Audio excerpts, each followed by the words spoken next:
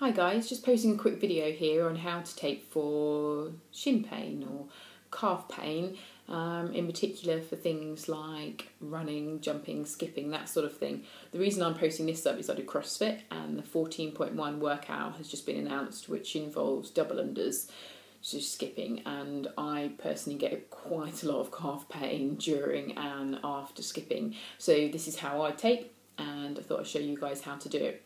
So you can use this Kinesiology tape. So this is rock tape, which you can see from the branding that's on there. I use this because the adhesive I find is a little bit better. It lasts a little bit longer, gets a little bit more grip on the skin. I have used some cheaper versions and find that it's not as universally applicable, i.e. some people it sticks on really well and other people it doesn't at all whatsoever. You can buy Kinesiology tape now pre-cut in a lot of the major pharmacies. If you buy it pre-cut, it normally will be already rounded at the ends like that. Or if you've got yourself a roll of it, then what you have to do is cut a strip off, measure off how much you want, then round the edges off like this. So I've already measured how much I need and rounded off the edges.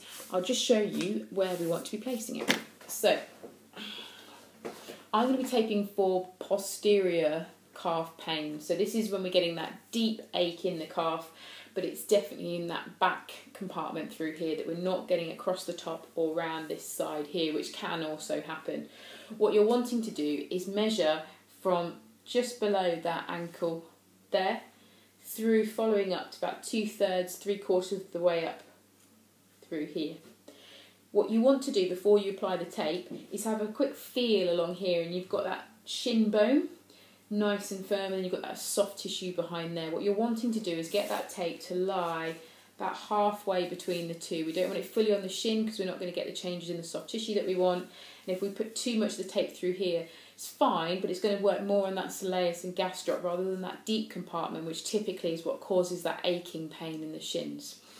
So when you're applying the tape, you want to make sure that the skin is clean. You want to make sure that you haven't applied any moisturiser recently and that you're not too sweaty. The adhesive has to stick. It's a one-use kind of glue, so you don't want to be touching it with your fingers, and you want to make sure that when you do apply it that it's going to stick properly first time. Now, because we're talking about shins, girls, if you've got shaved legs, that's fine. Or if you've got some body hair, that's fine. Guys, if you're particularly hairy, you might find that you either need to use a sort of spray adhesive to put a bit more glue on there, or, to be honest, probably best case scenario is actually the trim or shave the hair, so the tape can actually stick onto the skin rather than just sticking onto the hair, which is not going to give you the impact you want. Right, so when you're applying the tape, you need to have an anchor at each end. So this needs to be taped with no tension, so it doesn't tug or pull or irritate on the skin at all. And roughly speaking, you want about 1 inch. So I generally will use that thumb to measure the inch there. The backing tape, you can just pull and rip all the way through. And then that first anchor, you can just peel the tape off like that. And then we're going to apply it just down here at an angle because we want to start running the tape up through here.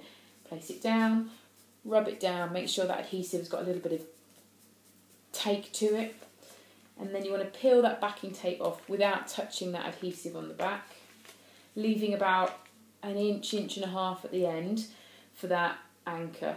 Just use your fingers, make the tape work all the way round the ankle, and then you want to apply that stretch through and just follow all the way up with the finger there.